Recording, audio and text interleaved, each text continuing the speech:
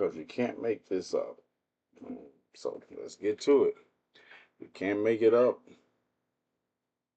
bring it up. Ah, well, I get the radio station up and running. Mm.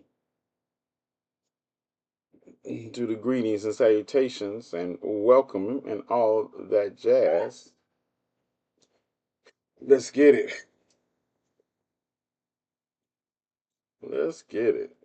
Bring everybody up. Bring everybody up. Ah, okay. Some of this light has got to go. Let me turn this off. I'm turning. Which one can I turn off? Greetings, salutations. Welcome. Come on in. While I get lighting adjust. Mm, let's try this one. Let's try. Keep that one. Let's keep that one. Turn that up a little. And let's turn this off. Yeah, I'm sorry. Light is killing me. Right? So, can you see me? Can you see me? Greetings, salutations. You know what time it is. It is it is exactly 10 o'clock Central Standard Time, 11 o'clock Eastern Time. If anybody tell you any different, they don't know what they're talking about. Because I am always on time. And this is Conversations with TNathan on this, the 30th day of January 2025. And I am your host, TNathan. So let's get into it. How are you all doing today? How's everybody doing? All right. Let me get everything where I need it to be. Yeah, that's good enough. I can see that. Greetings, Deborah. How are you doing? All right. Oh, I haven't brought up the other live. Let me get everybody. Give me a moment. I got the radio station online. Let me get everybody's comment sections up and running. If you're on, somebody give me a sound check on each platform you're watching on. Just say, "What's up?" Yeah, just say, yeah, somebody just let me know. There you are. There's that. At work but listening. All right. I got YouTube checking in. I got TikTok checked in. I got Instagram checking in. All right. And there's X and Twitch. I guess I'll wait for Twitch. Somebody be on Twitch in a moment. Greetings and salutations. Like I said, once again, I hope all of y'all can hear me, and I hope all of you all are safe. And I hope if your families are safe, and if you have any family members or friends or coworkers that lost their lives in the midair collision that took place at Ronald Reagan International Airport, condolences. I extend to you my condolences. I don't know how. I was watching people extend condolences on behalf of other people. I don't know how that works, but I extend to you my condolences. My eye, I think my eye is healing. Yeah, it's healing. Is it healing? Yeah, it's healing. So I'm all good. Thank you for all the concern people have, but this is this is because I like to spar. Anybody who knows me should have known. He has a red eye. That means he got hit in the eye. Yes, I got poked in the eye. I stayed up too late last night. Yes, what's up, country? Well, let's get into it. Let's talk about the elephant in the room. And can you get the likes up? Because we're going to probably get suspended somewhere. All right, Cam, gotcha. Thanks for the Twitch check in. I said I was going to talk about this administration's um, plan to use Gitmo as basically a migrant storage facility. But we'll get to that later because I want to get into what is unfolding today with the President of the United States blaming DEI, President Biden, President Obama, and Pete Buttigieg, former Secretary of Transportation, for the mid-air collision that happened on his watch. Yeah, happened on his watch. And it's in the face of him. You all understand, he just appointed FAA director today. Greetings, Raina. He appointed an FAA director today after this accident. He has already drafted, he had already extended an order to federal workers. And I'm going to come back to that in just a moment because air traffic controllers are already understaffed and put a hiring freeze on. And you look at that, all of the departments he came in and fired their directors, and one of them happened to be transportation, and now he's blaming somebody else. And the bodies have not all even been the bodies had not even been recovered at the time where he came on with his press conference and he said, "Can we have a moment of silence?" And that at the after that moment of silence, while families were grieving and still trying to come to grips with losing their loved ones, he started into a tirade of blame. It is so it is so dichotomic watching these people. And then I just posted a clip of a video when he was asked, was he going to visit the site of this disaster? And he said, "What do you want me to do? Swim?" Do you understand? Do you understand how maggots dragged Joe Biden for not going immediately to the site of a train derailment along miles, like he was somebody, like he was going to put the train back together or something? How they dragged him, how they dragged him for not showing up the next day after hurricanes.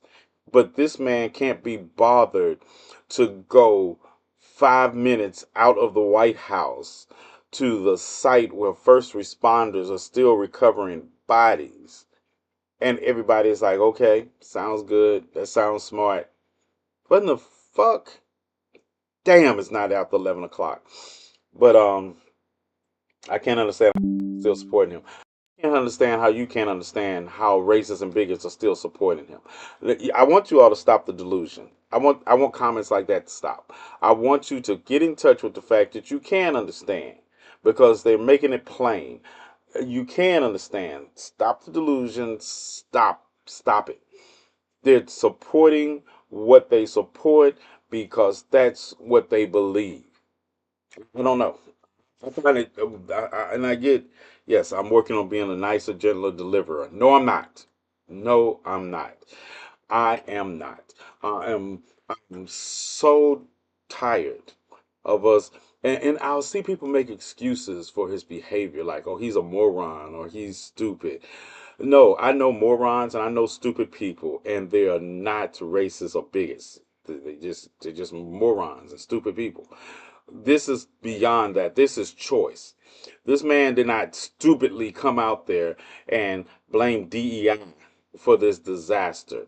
I know, and you all don't realize when you all do not acknowledge the point that his actions are rooted in bigotry and racism, you do them a disservice. I want you all to stop. I'm going to start blocking people in my comment section when they say something. I don't say it's something that is obviously done for racism benefit or white supremacy, and they'll say, "Oh, that person is so stupid." That's why you all lose these battles. You all think these people are stupid. These people have plans and they're executing the plans. And you all are running around here saying, "Oh, they're so stupid." And if they're stupid, what does that make you?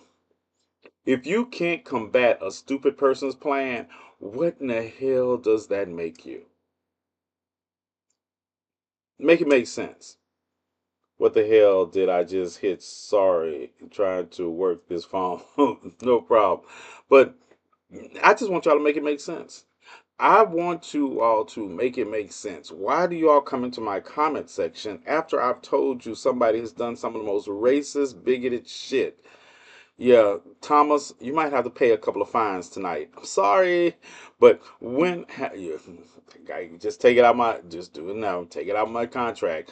But at the end of the day, why do you all do that?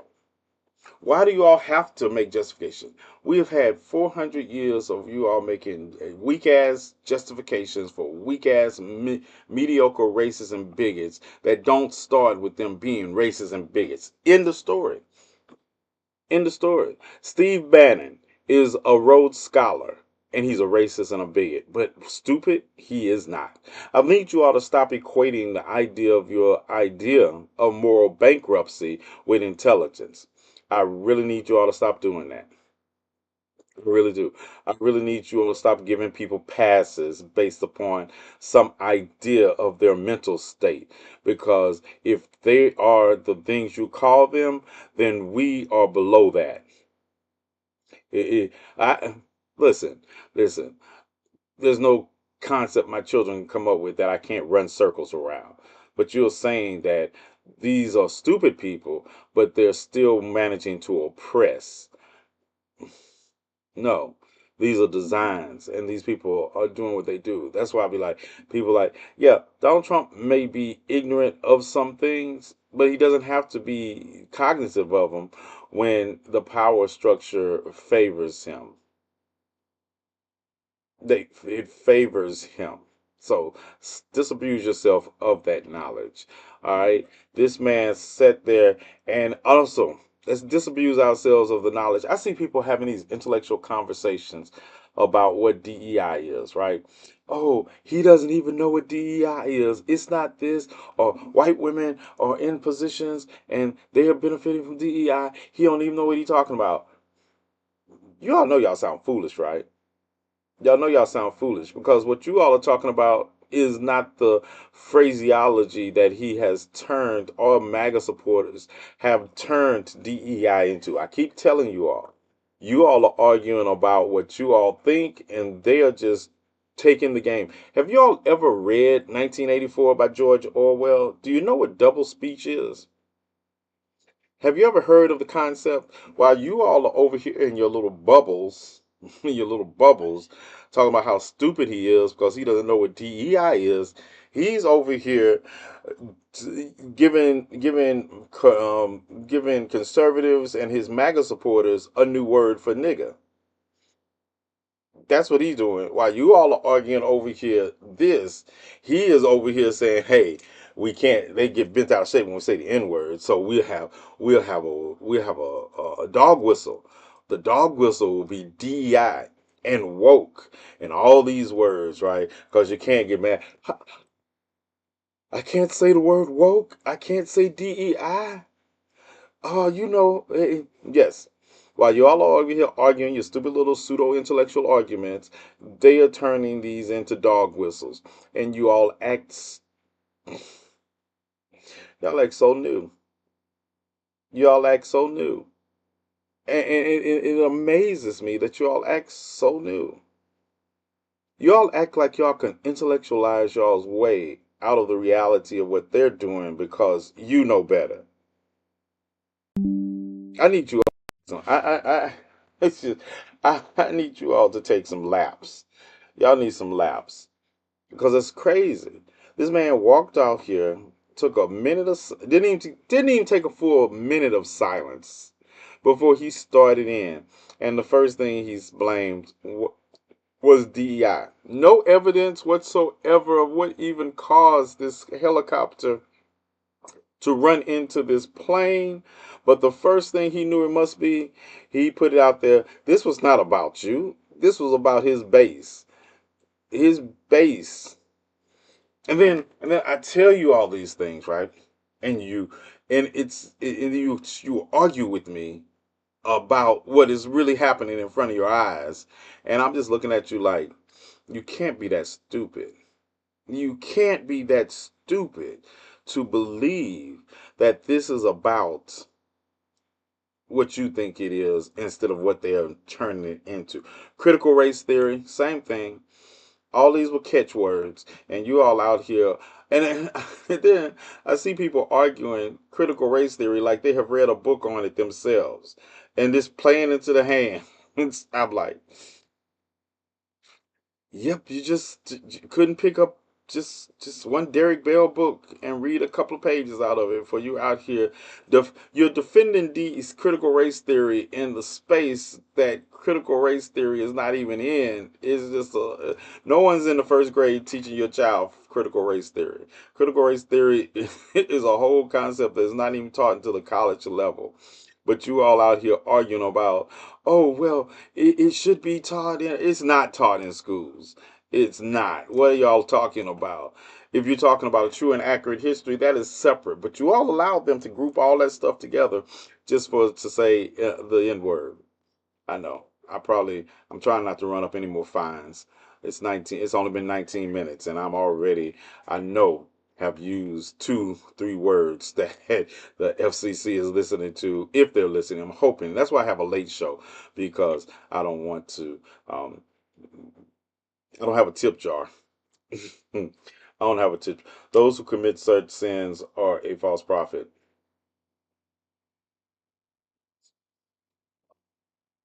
Respect your religion. So I'm just gonna leave it at that. But I'm gonna say this: what does if you all make this supernatural in nature, you're also signing your own inability to do something about it. And God in the Christian God, this Judo Christian God, for 400 years after they sold that God to us, He hasn't answered one prayer about our liberation. So excuse me if I sound a little desensitized to the idea of you all making this about some spiritual attack when we're dealing with physical reality. So yes, but in a small white town in Wisconsin, they were teaching. I graduated in 2017, and they taught me that. Yeah, so those who are committing these atrocities are getting away with it because we either believing that they have some judgment in the afterlife or somehow we must endure it because somewhere along the line we transitioned from the warriors of West Africa that we were into the cowards that we have become because we don't even want to strike blows in the face of oppressor because we have been indoctrinated with this idea of nobility and that we must make people see us and talk to us, and we have to do is talk to them. I'm gonna tell you, the whole history of this country proves that very notion, but you all keep absorbing it because we didn't sit and pray and say about Nazis, Smozzies. I don't care. We didn't sit and pray about their end. Ooh, they suited up, went there and punched them in the face. But the Malcolm said the only peaceful revolution in history is the Negro Revolution in America because y'all are some docile individuals. Do you hear of a woman named Pam Hilton? What's up, Robert? Yeah. Are you applying for new social press pass so you can go to the White House? Look, I have a media pass, but they're not gonna let me in the White House. I could be naked in a press conference, and they still gonna be like, "Nope, can't let him in." I'm sure he's here to do some harm. Yeah, I'm gonna do some harm with my words. Yeah, yeah, do some harm with my words. But no, Petra, I'm not because that's just if I can't get people to understand the message now, me making their president running circles around their president is not going to do it either. They might kick you out for your beliefs. Yeah, they're gonna kick me out because I'm unapologetically black. That's not a belief. That's a reality. That's what they're gonna kick me out for. They're gonna kick me out because I'm not a black moderate. They're gonna kick me out because I don't believe in compromising with the oppression and liberation of my people or the people that I support. They're gonna kick me out because I'm gonna be asking questions like, "So you just don't like black people?" Or you don't like trans people, you don't like gay people because the price of eggs you all don't care about anymore. Why? Where's all this conversation? Everybody was having that they were voting the way they were voting because of the price of eggs and the price of bacon. What's up? This man just signed 76 executive orders, and none of them have anything to do with the price of bacon, eggs, or gas. But y'all good? Y'all good? Y'all good? While y'all sitting around here doing the work of white supremacy, talking about you all immigrants deserve to be deported. Y'all good? Are y'all good?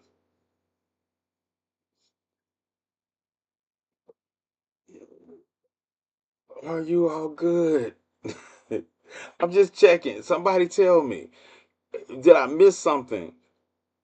Because you all out here, and then you got these stupid ass. I'm in one. You got these stupid ass so-called black intellectuals were passed for black intellectuals on TikTok, social media, and they're entertaining these BS conversation with the same people that told you all they were not racist bigots. They were voting on the price of eggs, and not one egg price has come down. Not one. This man said, I will end the war in the Ukraine the day I'm elected. The day after I'm elected, I will end the war in the Ukraine. The man has been in office now for 10 days. And guess what? The war in the Ukraine is still raging. Gas went up 35 cents today at my store. Listen, listen, listen, listen. He even blamed the plane crash on Obama. Right. He blamed, it was so funny watching him blame a plane crash because of policies that Obama and Biden put in place. But he just skipped the fact that he was president in between Obama and Biden. And those, so the same things you're complaining about, you did nothing about when you were in office, but somehow it's amazing. The reach is amazing, amazing. But I understand the reach connects with his base, and that's all he cares about. It's always about race and hate for them. Race, hate, gender, anything that's not white, it's about. They're in their fuck around and find out phase. They're a crime. Let me tell you. And I want to, and I said this last night. Yes, I have no sympathy for anybody who actually voted for Trump, and I mean directly. I don't care who you are. If you voted for Trump, you're a maggot. And if the earth opened under your feet and swallowed you, and the earth called TNathan before she opened up and swallowed them and says, TNathan, should I spare them? I would say, calling the wrong number. Not at all. Not at all. But by the same token, I am not going to sit by while injustices happen to people who did not vote in this election. I'm not going to sit by while injustice happens to children who didn't vote in this election. Yeah, the same fervor which I fight against what's happening in the Sudan, the Congo, and Haiti, and other places of color around the world, I fight for that same fervor for the children of Gaza. So don't get me fucked up. If you thinking that I am saying something I'm not, let me clarify that I'm not saying that. But if the consequences, when I be watching them crying online, talking about, oh no, I can't believe this happened. Yeah, I have no sympathy for them, but I have sympathy for their child by being raised by such a inbred, stupid racist that they would willing to not even understand that if there's no Department of Education, the benefits for your autistic child are going to have to come out of your pockets now. Yeah, I have no sympathy on the parent, but I do have sympathy. I'm not going to praise something disparaging happening to the child, an autistic child. Some of you all are just, you all talk about evil and you talk about um, maggots, but you know better. You know better when you're willing to celebrate the the pain and suffering of a child or somebody who had nothing to do with your hurt feelings in the first place. Nothing to do. I feel so bad for the children and sad. We have a diagnosis pneumonia and influenza A. You got pneumonia and the flu. I need you to get some fluids in you. I need you to get some antibodies and I need you to sit your ass down. Yeah, sit your ass down. I don't want to see you up in on no panels. I don't want until I get a clean bill of health to see it. And I'm be stalking more so now looking for it. See you on a panel. It's over. It's over. Do you believe Trump is impeding Project 25? I believe Trump is impeding the same racist agenda that has been trying to be impeded from the inception of this country. And I say that, and I've read all 922 pages of Project 2025, and I don't even know why people were like it was some new boogie monster. It's the same boogeyman that this country has been dealing with, just codified in one place ever since the inception of it. It's nothing new. I get tired of people acting like there's something new. No, it's nothing new in Project 2025. It is the same. He's trying to implement this because it's codified in these 922 pages. This is what Steve Bannon's wet dream has been ever since he has been on the national stage. This is who Stephen Miller is. This is who they are, the true architects. You all, just to the Project 2025. And you all, and the thing that got me about Project 2025 when I was listening to people try to explain it and they hadn't read all 922 pages, they read a couple of pages and then was trying to use it as a boogeyman instead of saying what we're going to do to get our people out to the polls. Yeah, they didn't do that, but they wanted to have intellectual discussions on Project 2025 when they couldn't even finish reading Project 2025. Is that it's nothing new. It's the same plan that we watched, the same parts of plans that we watched the White Citizen Council put into effect in Mississippi and Southern politics. It's the same plan that after the Civil War, after Reconstruction, that the former Confederacy was still maintained. It is nothing different. Elimination of the Department of Education is not new. There is nothing in Project 2025 that is new except Donald Trump's name. Right, right. It's because sweet tea. These people, and this is what my problem is because Nikki Giovanni was one of the last true black intellectuals, right? Nikki Giovanni, and because y'all don't listen to true black intellectualism because you all are too busy listening to pseudo black intellectualism, what passes for black intellectualism, which is nothing more than either the voice of black moderates or the voice of black people doing the work of white supremacy, because that's all. That's all. I heard something so remarkable the other day come out the mouth of a black man that is supposed to be about black education and black awareness. And they took a young black man, off their panel because he was actually dropping some gems of black education and black awareness, right? And the man told him, yeah, I agree with you, but you're not what we're looking for right now. We need some opposition up here because that brings in the numbers. Are you all right? Are you all right? What's up, Tara? Got the same last name as me. Fairly over here on Instagram. What's up, Tara? But at the end of the day, minute 30, oh, 30-minute warning. I was like, I know I haven't been that on that long. With Linda Mahone heading Department of Education, shouldn't we boycott WWE? I don't listen. I don't watch WWE anyway, so do what y'all do what you all want. But I think at the end of the day, um, the Department of Education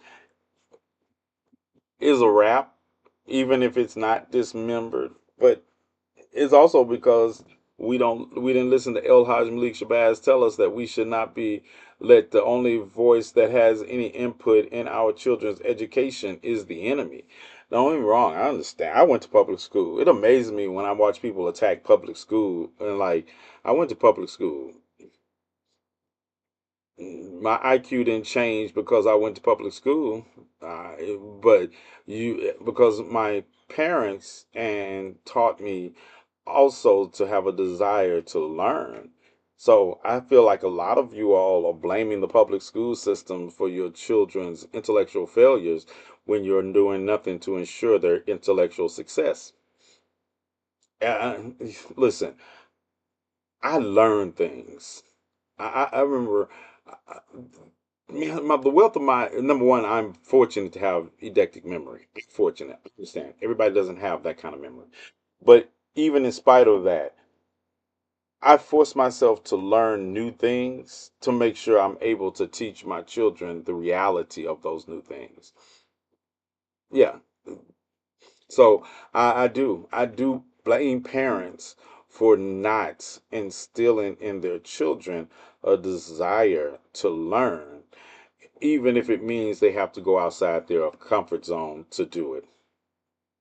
So when I hear people say stuff like the public education system is, yes, and how long have we known the public education system and black and brown communities was not up to the same standard of material as that in white communities? We literally had the whole civil rights movement and before. We literally have historically black colleges. Why? Why do we have historically black colleges? Because we wasn't allowed to go to PWIs.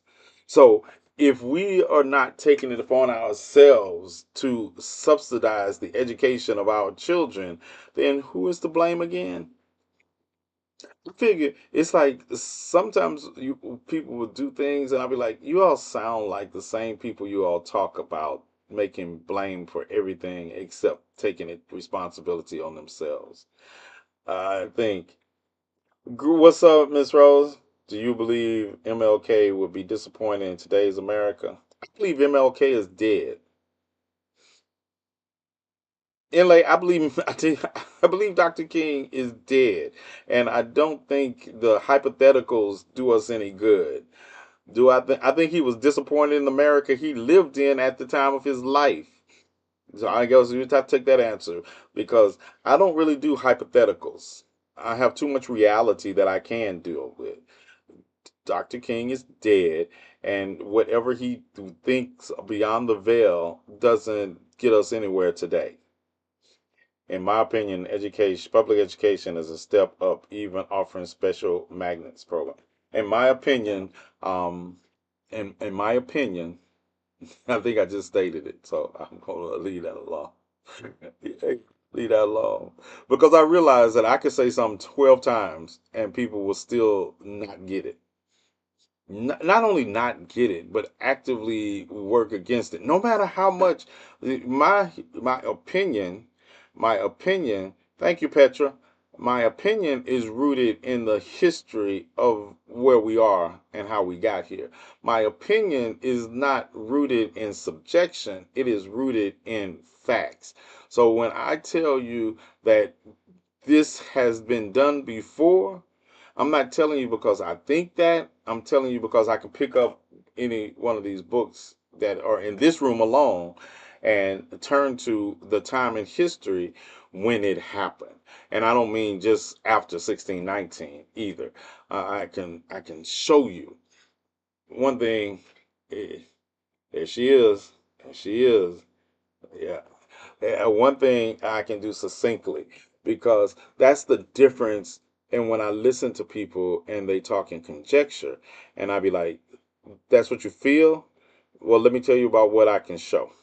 And I think one of the things that we as black and brown people are losing our battle with the oppressor over is that we operate from a point of feelings instead of a point of logical actions based in um, a strategy that can counter the strategy being used against us. They're willfully ignorant. I don't think there's a focus on boycotts in this generation. It's switched up. Let me tell you something, sweet tea. I'm gonna tell you when I came to that realization that asking black people to boycott their favorite things is a no-go. Is when the several times I give it to you, Missouri. Yeah, and I don't know if y'all remember if y'all know what the Green Book was, right? But Missouri was engaged in some openly racist activities. And the National Association for the Advancement of Colored People, or the NAACP, had called for a boycott of travel to Missouri. They called for a boycott of travel to Missouri. And there was a large black business that had a conference in St. Louis scheduled that year. And they basically said, no, we're not going to do that because we already got this conference scheduled. So that just, it showed me then that black moderates are only in the game to appease white supremacy in this country because we do not do. And then I was telling somebody, I go through things. I'm the receipt guy. I'm like I have to invest things. I have to investigate. When somebody says they're a black owned business, because I have purchased, if you know my history, I have purchased businesses that people said were black owned from the white people who owned them because they were not black owned, right? They were black fronted. But a lot of people, all you got to do is tell them it's a black owned people business, slap a black face on it, and they don't do any research. They don't do any research. So I find that's just a waste of time. That's just a waste of time when the country you live in is a capitalistic country, and no matter what you think, capitalists, white people are going to profit as long as this system exists. So don't worry yourself with that because at the end of the day, yeah, support your favorite black people. That's fine. But understand, you're not doing anything to put a dent in the system. I was I'll be watching people, I'll be like, you all spend more energy giving the appearance of doing something than you all actually spend energy accomplishing anything. You all don't. TNathan is working on a documentary soon. Please help him with the trip. Yes, I'm working on a documentary. Thank you, Petra, for bringing it up. And but I am also not a white man with one leg tying my boat up in a storm, so I don't really expect a lot of help from social media because unlike because white racists and bigots, they put their money where their mouth is. Conservatives don't conserve when it comes to supporting causes, but somehow people that to cry about that, they won't open their they don't open their pockets to anything that doesn't come with conditions. But I'm not the conditions guy, so know that, understand that. But at the end of the day, we have to start embracing what is, not what we feel or how we think it should be. We have to start embracing and fighting from the standpoint of what is. Because we marginalized groups of people, period, have this in common. That's why I be looking at you all fight against each other, and I be like, none of y'all know who Fred Hampton is, but I be looking at marginalized groups of people fighting against each other and doing the work of white supremacy for white supremacists, and I be like, y'all just don't want to survive. Y'all don't want to thrive. Y'all don't want to thrive. You want to be master's lap boy for the rest of y'all existence. That's it. That's why we can't win because we think we allow the seeds of our own destruction to be sowed by us. By us.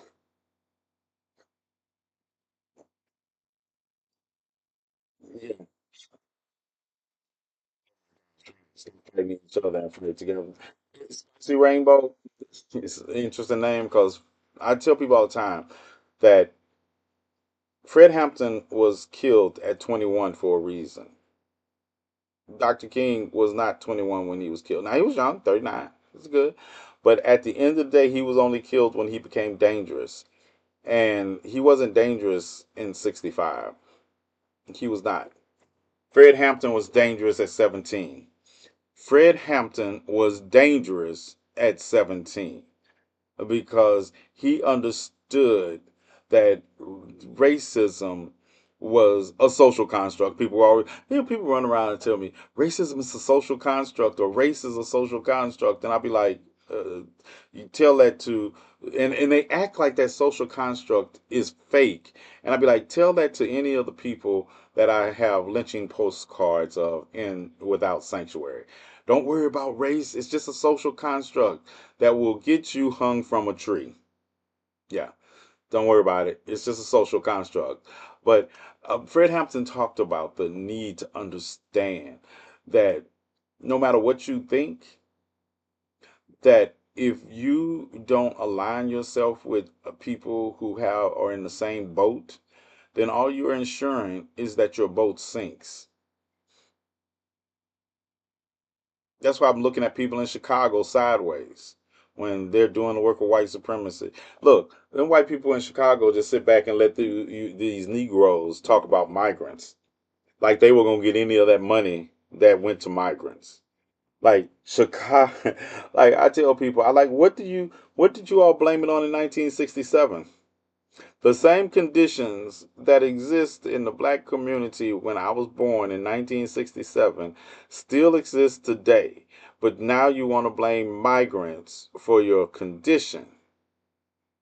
There were no migrants. There were no migrants hanging around in the community in '67. So what you blame it on then?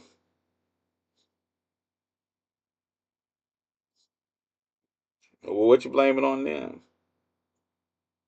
Huey, Huey Newton.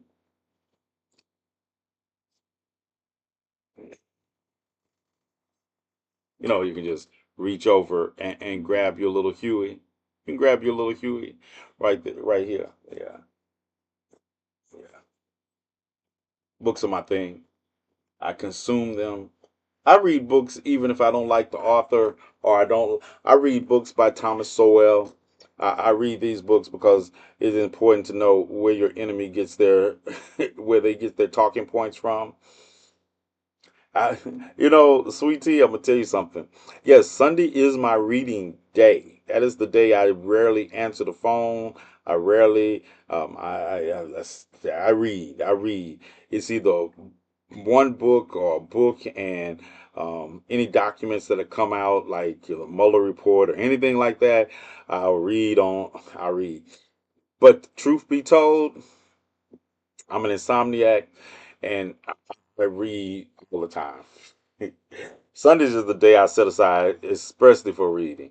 And people that know you tell you if you don't have an emergency, T Nathan is not answering the phone on Sunday. If it's not an emergency, if it's not something to do with something besides reading, then I'm not answering the phone. Um, but I read voraciously all the time because I have to read to keep up with what's coming out, the new, the old, all of it. Like I say, when you hear a lawsuit, I've read every one of the executive orders that Donald Trump has signed. Um, I've read the briefs and the amicus brief they submitted. I read all this because, unlike some people, I don't talk about things from a point of not having even read the base evidence of the of what you're talking about. Like I say, I will see people having whole ass conversations, and I'll be like, "Tell me you didn't read what you're talking about without telling me you didn't read what you're talking about." And then, like today, I also watch and if I don't get to see it live, I record it and watch it later. I watch every press conference that the White House gives. I watch everything to do with things that affect us, and I do. And then I'll get people. He will get back to you at 1 a.m. on Monday, though.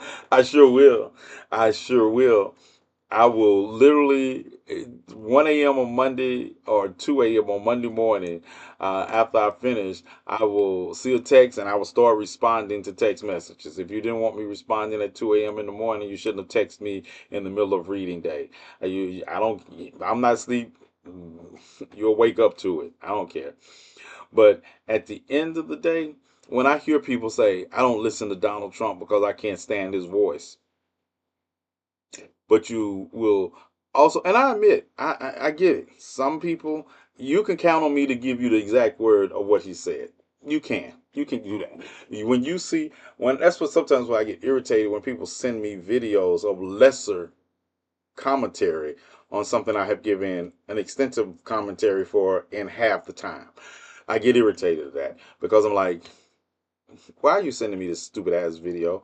It doesn't even do a good enough job as I did in the opening of my video. That just lets me know you really don't watch my content. But at the end of the day, you all gravitate towards creators that are not fulfilling the promise of information. They're not. And I told y'all. And white women, I'm gonna need you all to go get your white women who are hosting lives day after day about what you all need to do to end racism. I need you all to go in there and just tell them this. How many days, how many times, how many days are you going to have the same conversation that is basically summed up in 5 minutes? Stop doing racist shit. Yeah, stop doing racist shit. And then we get the black people on the panel and they start arguing. Where's the conversation about how to end racism? Let me tell you how to end racism in one easy step. Stop doing racist shit. Step two, if I need one, if the person won't stop doing racist shit, throw them into an active volcano.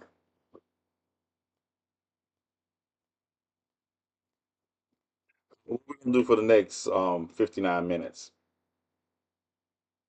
What we yeah, blame the migrants in a place like Chicago as well. Right, Biggs, it is. I can't stand his voice either. People act like that matter. I can't stand his voice either. I'm with, but you know what? He and then someone asked me, "Well, y'all, we need to just stop listening to him." You mean you need to stop listening to the president of the United States, the most powerful single position on the planet, and what they say, and then be hit blind by what happens because you didn't hear what they said? What planet do you think Shaka Zulu was not listening to the dictates of the King of England? What planet do you think that happened on? How about we have to hear him because we need to know what his name. That's one thing about it. Donald Trump telegraphs. I know his handlers are like, okay, sir, we're gonna do this in silent. Donald Trump telegraphs the moves. He telegraphs them. He doesn't care. And to not listen to him, and then you'll go around here surprised at when something happened. I can't believe this happened. Why not? He told you yesterday, or he told you last week, he was gonna do it. He told you.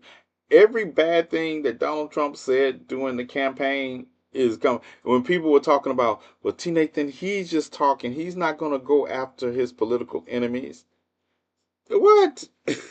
He couldn't wait to take General Milley's portrait off the White House wall. He couldn't wait to take away Bolton's security detail, Secret Service detail. He couldn't wait for this. And then people ask why I say, well, he told y'all I cover it. But I'm telling you, he said this. I just be pointing it out to you all because he said he was going to do it. People made excuses for him, and he did it. You know what he hasn't done? Because he didn't care? Lower egg prices. Egg prices doesn't affect Donald Trump. He don't care about the egg prices. Yeah, taxpayers pay for his eggs right now. Yeah, taxpayers pay for his eggs. His damn voice like nails on a chalkboard. I can't believe the ignorant people. No, Jeannie, is it Joanna? Joanne? No, no, Joanna. It's not just the ignorance of people, it's the willful racism and bigotry of people. It's the willfulness. It's willful. It isn't. They're acting in their own best interests, they think. That's the ignorant part. The ignorant part is they don't understand it's not in their best interest to be so openly racist and bigoted, but they're that's the ignorant part. But they're going to act on it. They're acting on it because where are all these conversations about egg prices right now? Where are all these have you all seen a good live panel of bigots talking about it was about egg prices? Where's this at? Somebody point me in the direction. Somebody point me to one of these panel discussions where you all are listening to moderate Negroes talk to Trump supporters and they're talking about egg prices like they were before, or the price of bacon, or the price of gas. Get yourself some chickens and build a. Look, right, right, right. But where are these people? Where are these people that were talking about the such a bad economy that turned around in December and made it one of the December was the highest consumer spending month in history. The Black Monday, Cyber Monday sales were also the highest in history, but we have a bad economy. Where's it at? Yeah, Petra has chickens. Petra has chickens. See, Petra lives in Alabama, right? And she raises chickens. And if you know me and my bestie would tell you, the chicken is my favorite as far as protein. Steak is alright, but I eat a lot of chicken. Chicken, yeah. So Petra will be like, "Is a chicken missing?" No, no, she wouldn't because I don't. I'm not gonna clean and cook a chicken though. See, so I need someone else to do that. But yeah, I would be on took the chicken and went to something. Yeah, give it to Miss Ann. Hey, can you fix this up for me? He have chicken pie for days. Yeah, I like chicken. But at the end of the day, and we were under Trump's tax plan. Right, right, sweet tea. You understand this? This is the thing that gets me, right? Is that I watched these conversations take place and I said they're meaningless. I told people, I said, why aren't you all talking about how to get elderly people in your community to the poll? How to inspire the people that listen to you about why you need to vote? And it's not to go back and forth between MAGA supporters. And then to see the fact that a lot of these people you all follow into these dumbass conversations. I got 4 minutes before I can say what I really want to say. These dumbass conversations, you all follow them into them, and they don't know the facts themselves. I just be listening. I just be like, "Are you all okay?" That's my new saying. Are you all okay? Are you seriously okay? You're listening to somebody argue with a MAGA supporter, and they can't win the argument. You listening to somebody give space to somebody to spill the most toxic shit I have, oops, the most toxic stuff I hear, and you all are doing it with impunity. And I'm like, are you all okay? Are you all okay? You know how easy it is to disprove anything a MAGA supporter says except their name, and I probably can do that. I could do that. People like, why do you? I don't. I got a video is coming. I'm making a video and I'm going to apologize to you all for my delivery and how I deliver things because you can catch more flies with honey than you can with vinegar. Only problem with that is I'm not trying to catch flies. I don't give a fuck. Don't give a fuck. Donate to the swear jar. It would help T get to sell. Thank you. Thank you, Raina. Yeah, I got 3 more minutes. I try not to look, I try not to cuss as much as I usually cuss when I'm doing the radio segment of this show because, Thomas, Thomas, I don't get I don't get a paycheck from the radio because I usually cuss too much during the course of the week, and that goes into that's how dedicated I am into what we do. What we do has to reach home. What we do has to hit, and we cannot allow this this suppression of our very speech to be the issue. I'm sorry. I'm not going to when I mean somebody was murdered, I'm gonna say murdered. I'm not gonna say unalived because it doesn't have the same connotations. And I understand, you know, everybody is like, oh, my account. I just didn't see our grandparents and my parents worried about such things when they were literally being spit on. I didn't see it. I didn't see that kind of preoccupation then. So why should I do it now? Um, yeah, not gonna do it. Not gonna do it because when you allow somebody to control your how you talk about the revolution, you allow them to control the perception of the revolution because these words are colloquialisms. and they don't have the same meaning, and therefore they don't have the same impact as they do when you speak unabashedly about them. 2 minutes, 2 minutes till I'm free. 2 minutes, yeah. So yeah, yeah, and the swear jar helps out. Like I say, if you the GoFundMe page for the trip to Selma is up, but if you don't like GoFundMe, you can use the Cash App. And all I ask is that you put in the Cash App for a trip to Selma or for helping those who happen to be homeless. Because if you don't put that in there, you and I probably will do something like I did last week when and use the money for those who happen to be homeless. And we do a lot of that. We do. At the end of the day, I can't ask people who are hungry about, you can't teach hungry people anything because their only obsession is their hunger. So if you're going to be, if we're going to talk about revolution, we have to talk about doing our part to elevate people to even get to the point where they can listen without their stomach rumbling. We have to do that. All right, I'm going to hold up for just a moment. GCPR. Great listen to you all. Tonight is Thursday. I'm going, I'm trying not to interfere with DJ and his plans for Thursday and Friday nights. So I'm going to leave you all and I'm going to continue on social media. If you have a VPN, drop by. But if not, I'll see you tomorrow night for the last show of the week on Conversations with TNathan. Peace. Right now, fuck. Yeah. I Yeah, I signed out. I remember one time, Petra, I thought I had signed out and I was still talking. I looked and it was like 4 o'clock in the morning and I was still signed into the radio station. Hey, woo.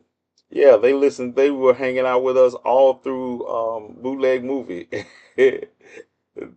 They expect kids to learn hunger. Exactly. Raina, um, mm, Rain. Yeah, I see that Northern Idaho, uh, your state. I don't know why I want to call it Idaho sometimes. I see your state flipped a district Democrat in the northern section of your state for state senate.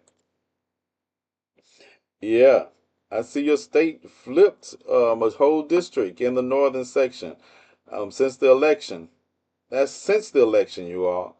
Yeah, and I, I couldn't believe it until I looked into why. But Northern Iowa has always been protective of its educational base. Brazil, Russia, and he just threatened BRICS. One black box has been recovered from the Pontiac after the plane crash. What did he threaten them with?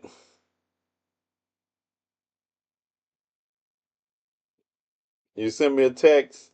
All right, I'll look at it. I'll get into it. The second part of the show, and I apologize for spending so much time on the first half that I couldn't get the radio.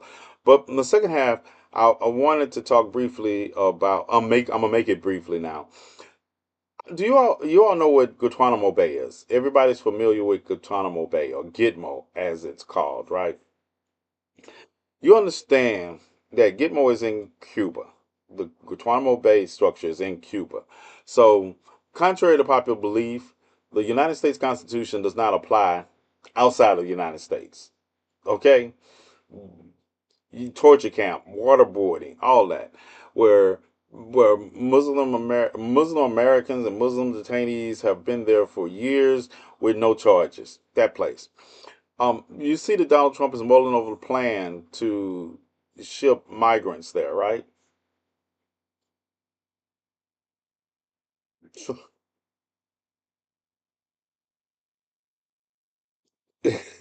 so I'm certain bricks with tariffs if they replace U.S. dollar. Listen, I think IT Nathan, glad to find you here on YouTube. Thank you for finding me there on YouTube. A lot of you all should also start to look into transitioning to YouTube, because I will be doing this show regardless if any social media leaves. So you can find me on other social media platforms. Um, Instagram, same thing. You know, I always tell TikTok they should at least follow me on Instagram, because of the fact you follow me on Instagram, you get the same videos. Yes, you do, but you also get the ones that are censored on TikTok. You will get them in their fullness on Instagram. And from Instagram, you could find me if wherever I'm live at also, because they could take this down tomorrow. I signed up for beta test for Neptune today, so we shall see. What is for Neptune? I'm telling you, my range of social media apps is not gonna. Am I sent TNathan Truths? Okay, another. We're doing government fiat by Truth Social. I also understand that. So Donald Trump is talking about sending migrants to Gitmo. Do we understand the ramifications of that? And you best believe they won't be Ukrainian migrants. Best believe they won't be Eastern European migrants. They won't be Western European migrants. They won't be people that overstay their visas from those areas, but they will be black and brown people. They will be black and brown people in Gitmo. They won't be white. They won't be white. Even the white migrants that they ship back to South America will not go through Gitmo. Gitmo, they floated this idea during his first term when he was going to send Haitian migrants to Gitmo. Y'all remember? Y'all remember that? Haitian migrant. And Star, real quick, and I want to touch on something. And sometimes I can't believe what people don't know that claim they live in this country or they have lived in this country all their life, and they under another thing why I don't follow. I don't know why y'all follow some of the people you all follow when they talk about things incorrectly. Because Star and she was, and I had to tell her. And Star, this is not in me picking on you. It's just the reality. When I say I keep up with everything that goes on in my life or in anything I'm connected to or concerned about, I literally mean everything. I literally mean everything. If you know me, you can call me at any time of the day, and that means morning to even when I'm at the shelter, I have the headphones in listening to NPR, or when I'm here and I've shown you my setup, I have screens everywhere. I spend more time in this room than I do in the bedroom. But it's because of the fact I monitor everything, and there's not much that happens. If it happens in my lifetime, I know about it. I studied the time. I was born in '67. I studied the time of my birth up in all of the social movements. I lived through social movements. I listened to the people that actually were being spit on at counters, and my grandmother, my mother. I put up pictures of my aunt with Rosa Parks. I live, I breathe revolution. Even when I even when I didn't know I was a revolutionary, I was still doing revolutionary shit. I didn't even know I was a little young 13-year-old revolutionary. I was like, doesn't everybody fight the police? I thought all of us fought the police. But at the end of the day, if any there's not a treaty agreement that I have not watched this country break that I didn't study.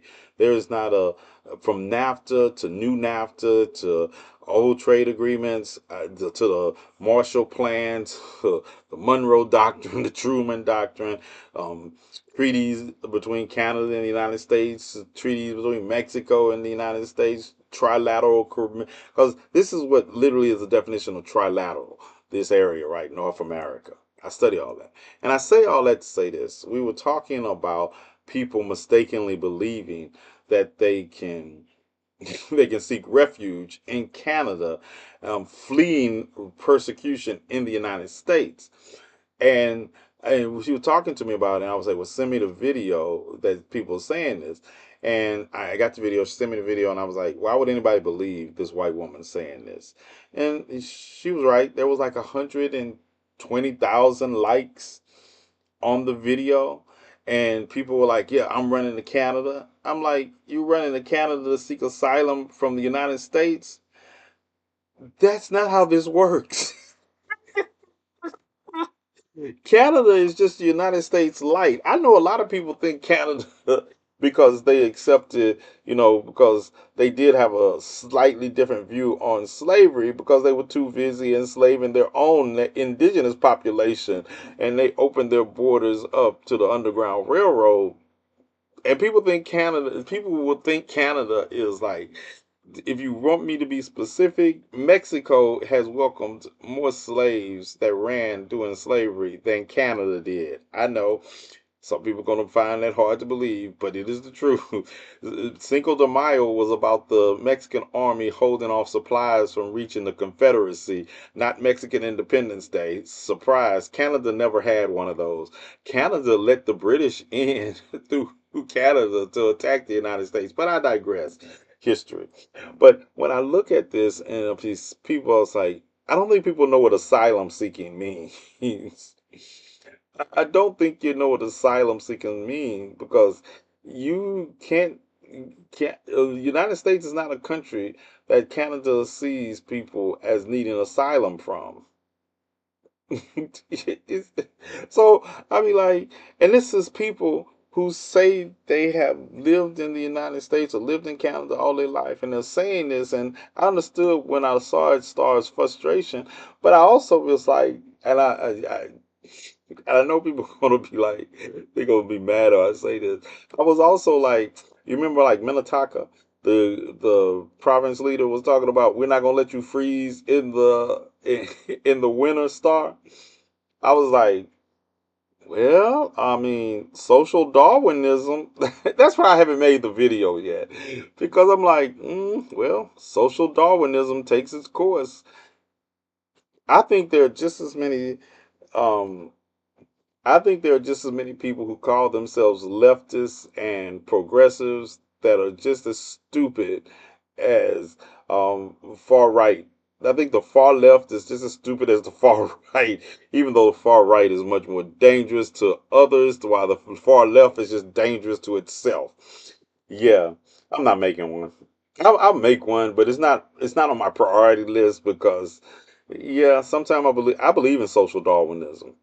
I believe in it. I truly believe in it. I'm okay with social Darwinism. People be like, "Oh yeah, nope. I will save people from oppression, but I will not save you from yourself."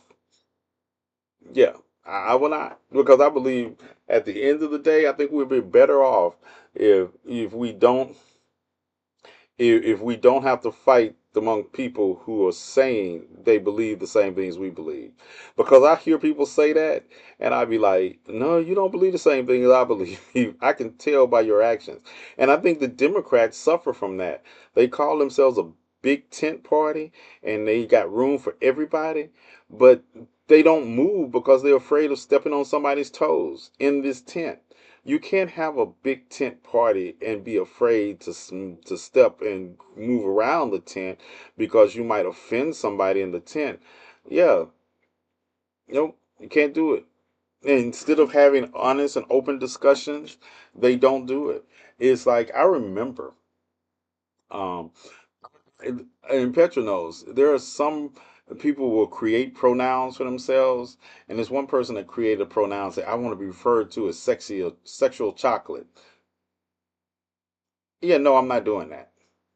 I don't care how you feel about it. I'm not doing it. I'm not doing it. I'm not. And they wanted you to refer to their child. They had a pronoun for their child, and I was like, yep, not doing that. Not. And instead of people can have open conversations about things like this under this big tent of the Democratic Party, no, they don't even have those conversations. And they wonder why their coalitions don't hold. Their coalitions don't hold because you don't want me to even talk about what we need to talk. It's not like um I was listening to somebody talk about the philosophy of tolerance and the paradox of tolerance. Um and if you tolerate intolerable people, you undermine the idea and concept of tolerance. You do. I don't tolerate intolerable people. I'm not part of the tolerant left. I'm part of the intolerant will hit you in the face. And we have to understand that. You cannot systematically sit around and tolerate the intolerable.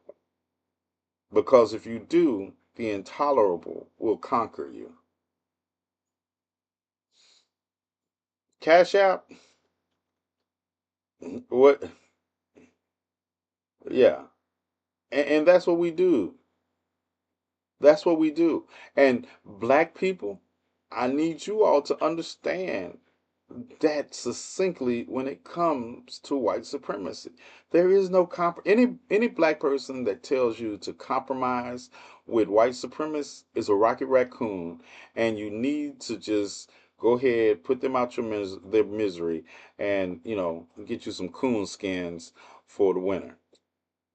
Yeah, and black moderates tell us that all the time. It's the same thing in the LGBTQ community. The worst enemy of the LGBTQ community is moderate LGBTQ people because they're always willing to sacrifice their liberties for tolerance of intolerant people. Always. Every marginalized group that has been colonized believes that the colonizer just has to be convinced to see them like they are not responsible for their colonization.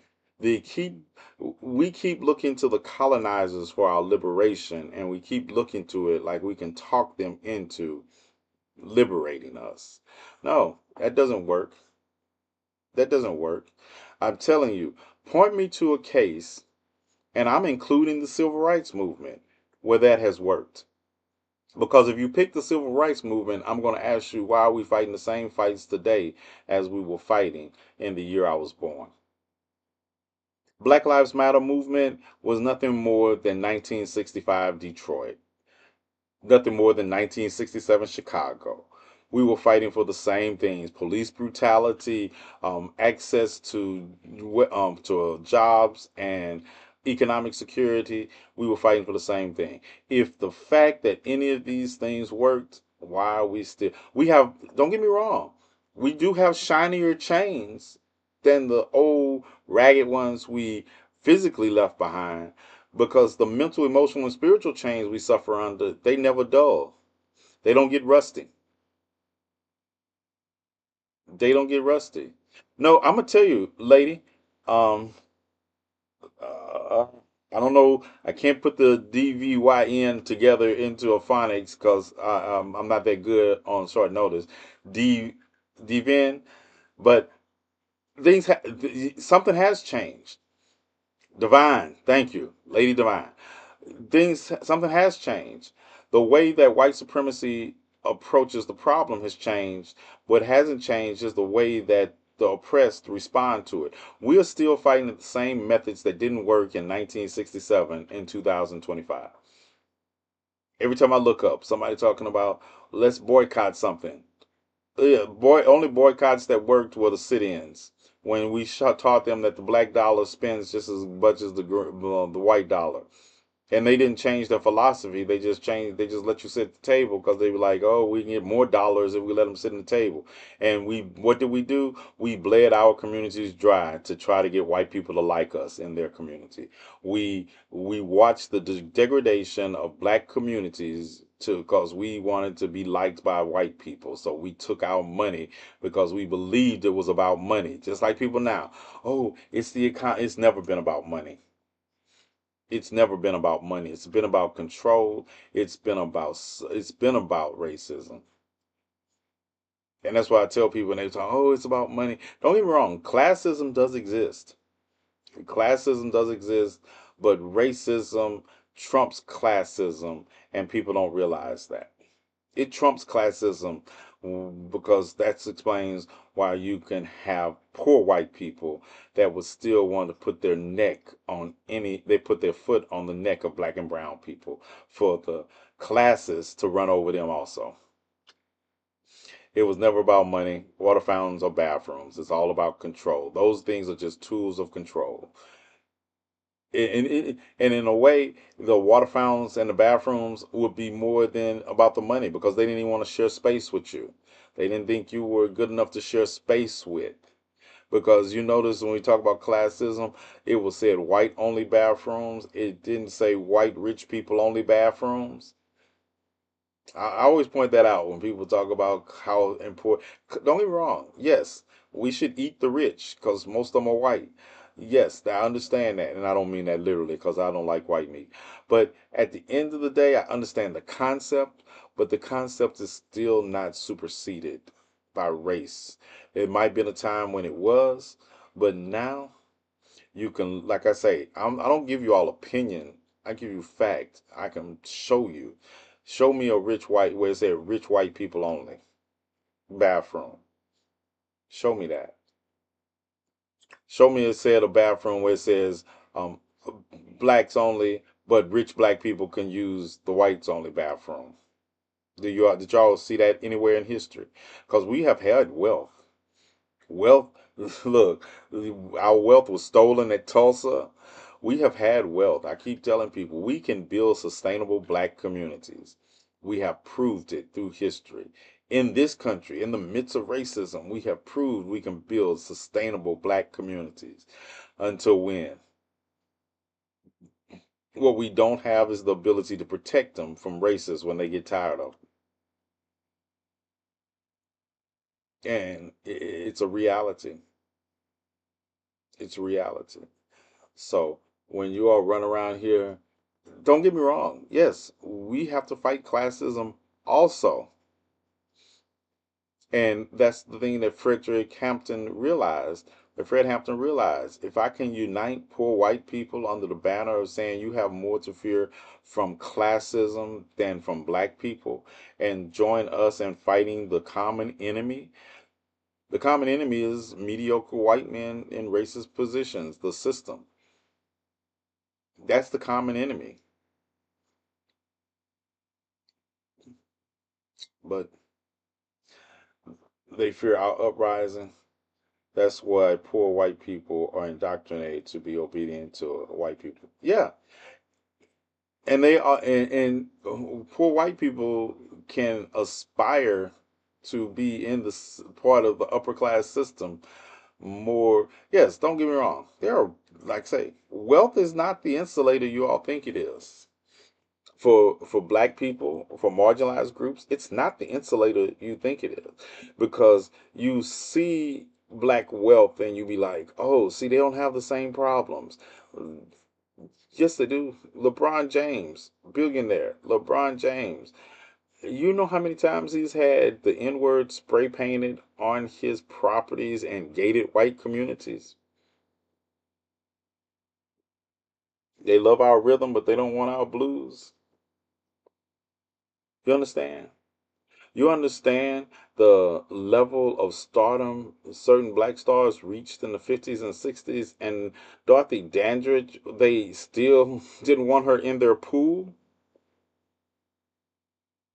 That's why they vote for Trump, going against their own best interest. Lady Divine, true on the surface, but their best interest is their belief in their racism. They believe in their racism. They believe in their bigotry. And I'm gonna tell you, I actually think poor white racists are more believing in racism than middle and upper class white racists because they need to. They need to believe in racism more. They need to believe they're better because they're bitter about being in a country that was literally designed for them and they are poor. Yes, they are literally in that position. They need racism to validate their existence. Their hate, their hate is their best interest. They would rather eat ramen noodles knowing that it works. They believe they can outlast us also. That's another thing that's so funny to me. They believe that they can outlast us in bad positions. They don't realize. Like I say, I don't eat pork, and people don't realize I don't eat pork for any religious reason. I eat pork as my personal protest to my ancestors having to make do with hog nose, pigtails, the hooves, and they did it gracefully. And they made listen. These were the parts of the pig that white people had been throwing away for centuries because they couldn't make it work. Our people didn't get the ham or the bacon or any of that. They got all the waste products of the pig. And it's a testimony to the fact of their survival that they turned it into something edible, much less something that later became cuisine. But I refuse to eat it. I refuse to eat it. Like I say, it's not religious, it's not spiritual, it's my personal protest to be given scraps and then have to rejoice that we made lemonade. No.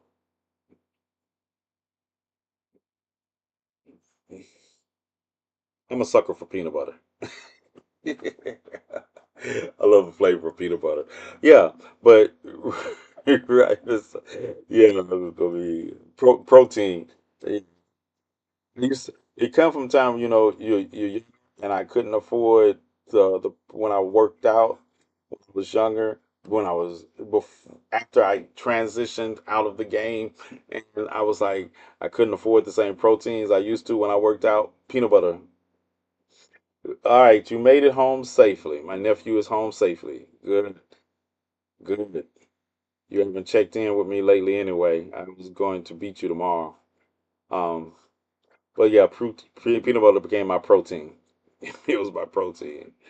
Um, it's it's understandable that the miseducation of the Negro by Carter G. Woodson, but it's real. We could say what Carter G. Woodson teaches us in the miseducation of the Negro, you can apply to any marginalized community under the realm of oppression, under the realm of what Uncle Scrooge has been calling me every day this week, under the realm of oppression, because they act the same. If you if you're on outside looking in on how oppressed communities act in response to oppression, they turn inward.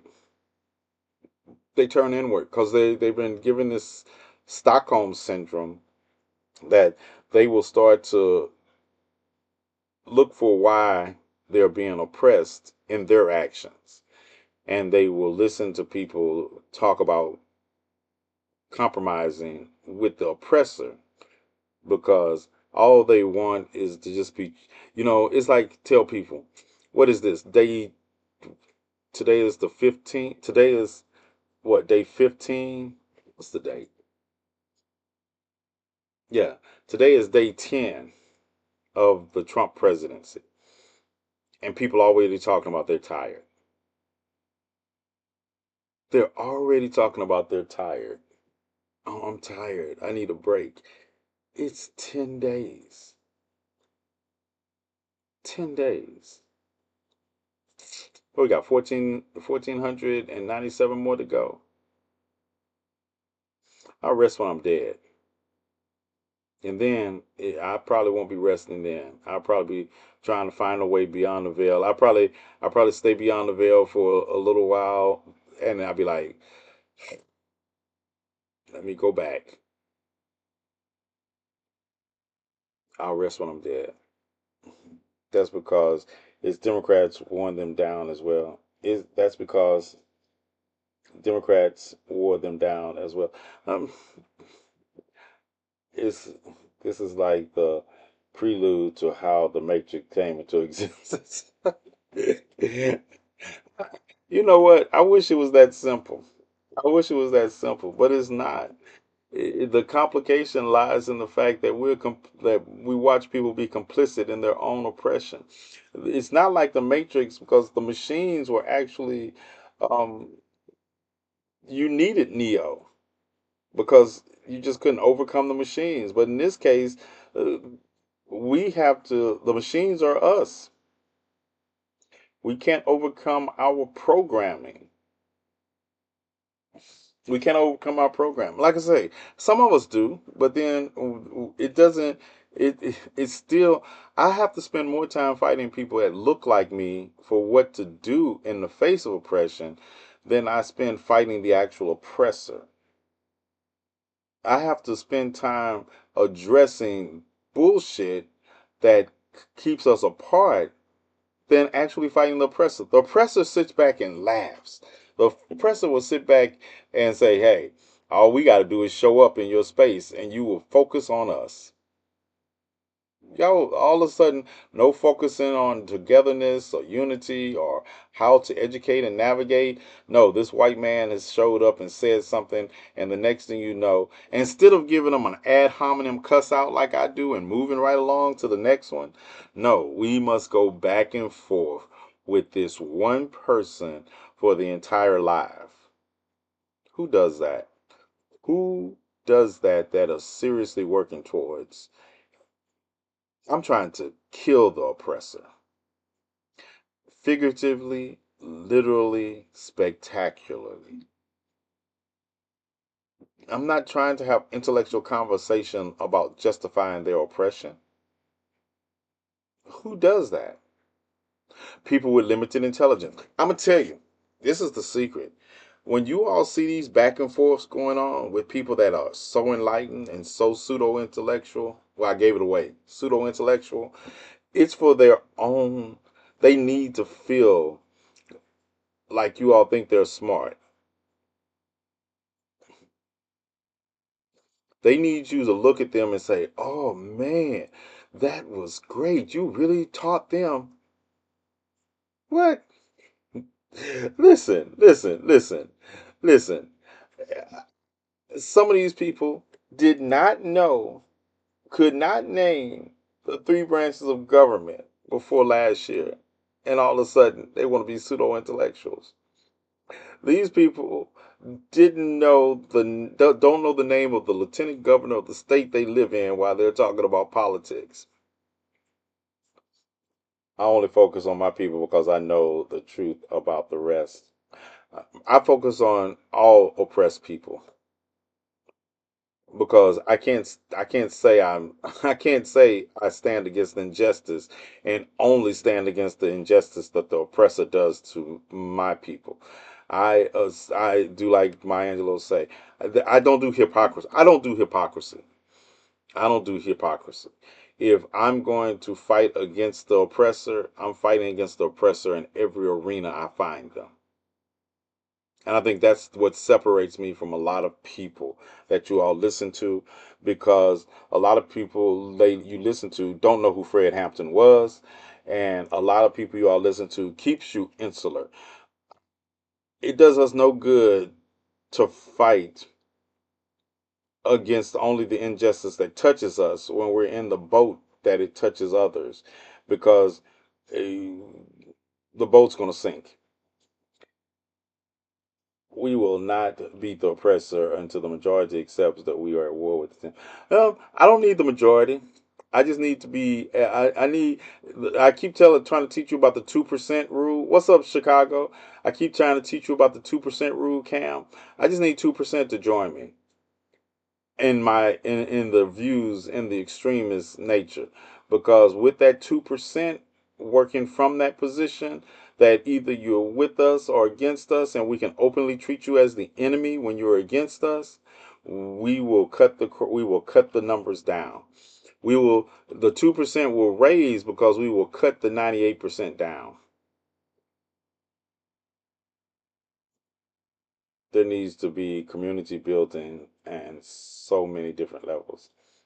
I leave you all to work on some of the levels because I'm gonna tear some of them down. I'm gonna tell you that some of the levels you all build community on, I'm gonna tear down because they don't. In the long run, they don't build community. They just build isolation or self delusion. Um, Community building needs to start on our mental, emotional, and spiritual level. We thought the liberation from physical chattel slavery was it. No. Mm-mm. We need to accept the fact you all need leaders. That's one of the biggest things I run across in the black community. The only, they accept they accept leaders that are appointed by white people, but black radicals, y'all don't really like black radicals because we're not nice. We're not tolerant of your lazy ignorance. We're not. People get on me all the time. Could you have delivered that better? I mean, you dropped facts, but could I have thought about your feelings in could I have thought about your feelings in the quest to save our lives? No, I couldn't. No, I couldn't. If you say something stupid, I'm not going to spend 20 minutes explaining to you why it's stupid before I call it stupid. I'm going to call it stupid and tell you why, and then your justifications are going to fall on somebody else because it's stupid. It's stupid in accordance with history. It's stupid in accordance to where we are. It's stupid in accordance of the fight is right here. And some community building has to take place after we liberate ourselves. Because if you're building a community in accordance with being oppressed, then you're not building a community that is ready to live past oppression. And that's why when I say sometimes we fight to return to the status quo. We're not fighting for what our lives look like past oppression. We're just fighting to make our lives comfortable under oppression. They target all our leaders because we do not do protect all our leaders. I say that all the time.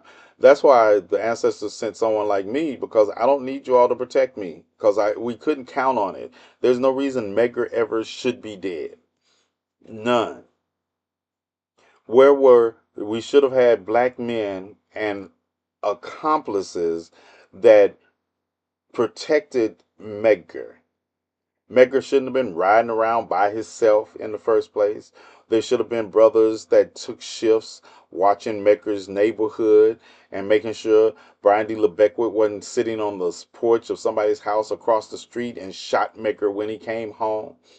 No, that shouldn't happen. And this is what I say. We don't spend enough time thinking about how we need to move and how we need to protect.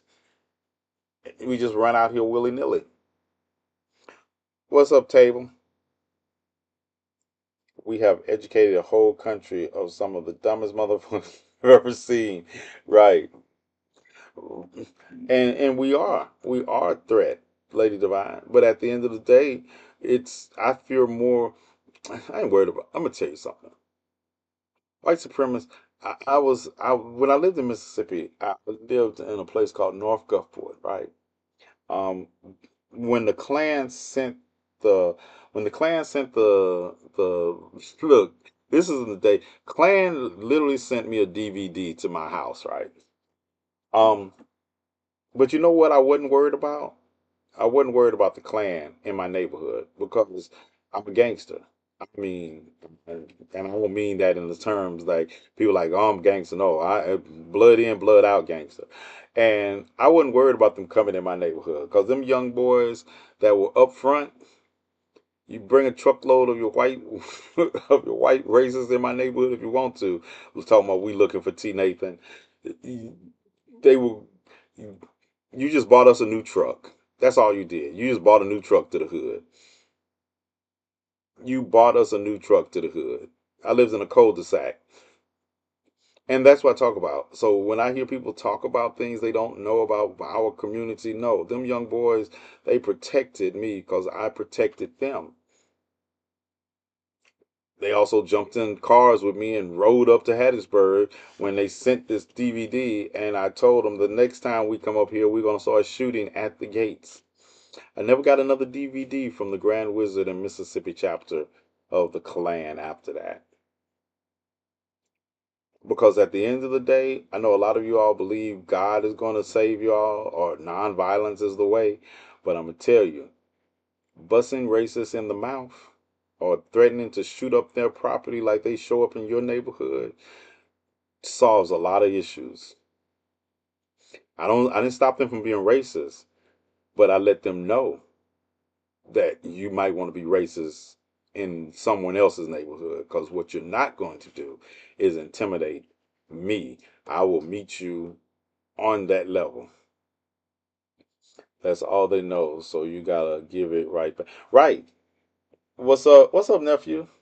That is right. A lot of you all have been taught to be nonviolent in the face of your death, and somehow taught that that is noble. We have been taught to be nonviolent in the face of our children's beating. You understand that? They turned water hoses on our children, and we was talking about we shall overcome.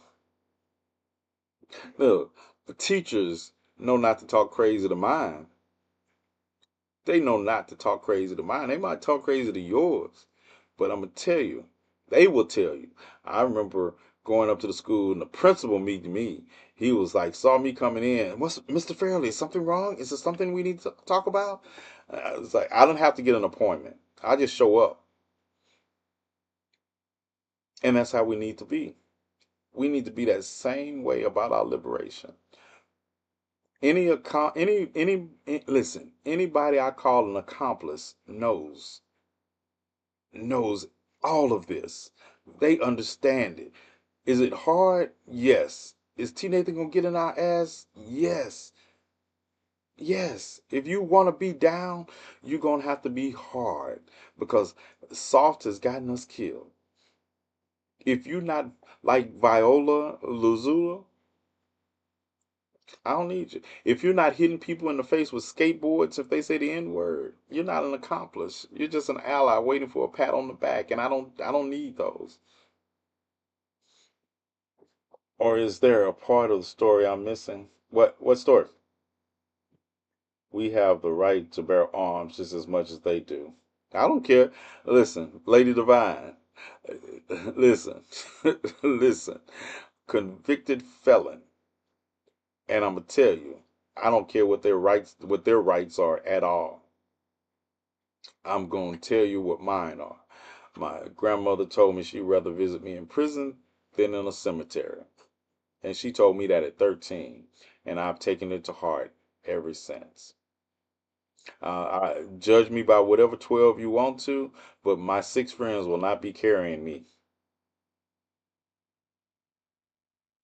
And you can't be afraid to be behind those bars or anything else. Go sit down, order some. Thank you. That was a second part to my earlier question. Oh, okay. Order yourself some TV. Get your commissary money up and relax. I'm not even. I didn't even relax then. Inquiring minds. Anybody tell? I did videos from prison. I did videos from prison. I, uh, I still told people the work. Don't worry about me. I'm all right. I'm all right. The work is what is important. I'm educating these young brothers in here. I might have to beat a couple of them up, but I'm educating them as a way. Right, why? That's what people don't realize, right? I had these people teaching me things that I didn't even know I had learned until I needed them. I tell people all the time, if it wasn't for the life, if it wasn't for my grandmother, my mother, and my father teaching me lessons that I didn't even know I would need until I spent 6 months in solitary confinement in a room and I was around people that were losing their minds and I was good. I was good because those black men and women taught me how to be hard in the face and not the hard that people think. They taught me how to be hard in the face of oppression. The guards would pass by my cell and they're so used to everybody else hollering every time they pass by. I'm sitting there doing push-ups or reading a book every time they pass by. They would pass by my cell and ask me, do you need something? Are you okay? Yeah, I'm good. There's nothing you can do for me. I got toilet paper. I'm in my boxers most of the time because it was hot as hell in there. I'm in my boxers. I work out, take a little whole bath, read. That's it. Lights go out. I sit there, meditate, because those are the lessons my parents taught me to be okay with just myself. They taught me to love myself so much that spending time with myself did not frighten me or scare me. A lot of you all's problem is that when you are stripped of everything you think you know and you have to spend time with yourself, you don't like yourself. That's the demons that you all fight with are demons based in you don't like yourself. I I am at peace with who I am, and that makes me the best warrior you can ever want. Because I'm not fighting from a point of just being angry.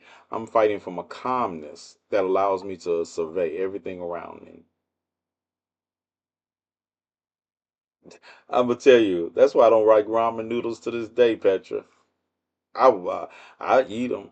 I will eat them if push come to shove. But Petra, I ate too many ramen noodles in federal prison. I ate too many ramen noodles because they go. You can make you can make anything you want to out of them. I don't. That's why. Uh, Spy them. I cannot stand ramen noodles to this day. And that's the important part. You got to have calmness so you can find your next move silence. Exactly. And that's why people can't use anything against me. If you follow me, you know people, oh, you got a prison record. I was like, yeah, I've had a prison record for 25 years. 25 years prison record. Yes, I did. I did that. I did that. hmm Sure did. I'm violent. Yes, I'm violent. The difference is I have purpose now. I don't know. I still think what I did when I was 16 was justified and would do it again. I will put you in my. I Penelope doesn't like it when I say put you in the trunk because, but actually she says alleged. It wasn't alleged. They found the body in the trunk. Wasn't dead. I was trying. My fault. They wasn't dead. They should have been. Who knows? Who knew that they could survive in my trunk that long? I didn't know. I was planning to take, but they that. But you know what they never did again? They never put their hands in any kind of manner involving weird grown up shit on my 16-year-old friend. They never did it again. As a matter of fact, anyone who knows me and I grew up, they will tell you one thing TNathan will not tolerate with you, and he will put that was a running joke when I came back. It was a running joke. TNathan will put you in the trunk for any freaky shit with his friends, and you're an old ass person. That was a running joke. And to this day, Petrol, my family will make jokes with people about that, and they don't even understand it. They be like, "Don't get put in the trunk." They would tell all they don't get put in, you could be his best friend. You do some fuck shit like that and he put you in the trunk. Put you in the trunk. That was a running joke. And I didn't mind because it was the truth. And we'll do it today. I tell people, when you come into your purpose, you don't lose the skills, the fangs, the claws that you developed in life. You just learn to use them differently. And that's why I say a lot of people, when they spend time with themselves and they fall apart, that's because they don't like who they are. That's why people are so easily, that's why sometimes the oppressor is so easily able to get to you because they don't force you to deal with who you are. They just say, hey, here's some things. You earned them. I've I have driven BM. I have look. I have jumped out of BMWs and ran from the police and didn't care what happened to them. Yep, done that because I know I can always get a new car. I just got to get away from the police. Yeah, I did that. Yep. And I tell you all this because people think they drop these things on people, and all of a sudden it's like, "Oh, did you know he did this? Yeah, we know he did that. That was about 40 years ago because he was 16. He's 57 now. So yeah, we know that. We talked to he talks about it. That's why I be like, every so many months somebody comes by. I have an expose on T Nathan, and people be like, "You mean this?" I think it's funny. I think it's funny. It is sad to say the Gators and the Hogs are still upset to this very day that T Nathan wasn't there to feed them. Yeah, I know.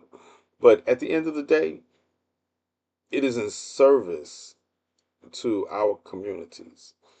And one, and I don't think, like I say, if you don't know me or don't understand what I mean when I say that, my best thing, I'm gonna play this weekend. We're going to watch Judas and the Black Messiah. I'm gonna play it again for those of y'all who don't understand who Fred Hampton was. And I know a lot of people think that Fred Hampton was old when he died. When he was 21. 21. He was 20 when he formed the Rainbow Coalition that Jesse Jackson formed. A bunch of bullshit. Jesse Jackson stole the Rainbow Coalition idea and didn't even do it well from Fred Hampton. Fred Hampton formed the True with the Brown Berets and the Rednecks and other organizations got together and he formed the Rainbow Coalition to fight oppression. So, all right, Pinky and Bella are in need of some attention. I think you see her. You see her when I said her name. she she be knowing I be putting on camera. She be trying to get off camera. Y'all see her back there, right? So yeah, they need some attention. Oh my God, why am I just catching you alive? What a loss for me. Hey, I'm live every night, Monday through Friday, 10 o'clock Central Standard Time, 11 o'clock Eastern Time. And no matter what people say, I am always on time. Because if you're black, you know, I'm always on time. If I don't let people tell you he's always late to his own show. I am never late to my own show. I am always here. My clock says 10 o'clock. What your clock say, you need to readjust it.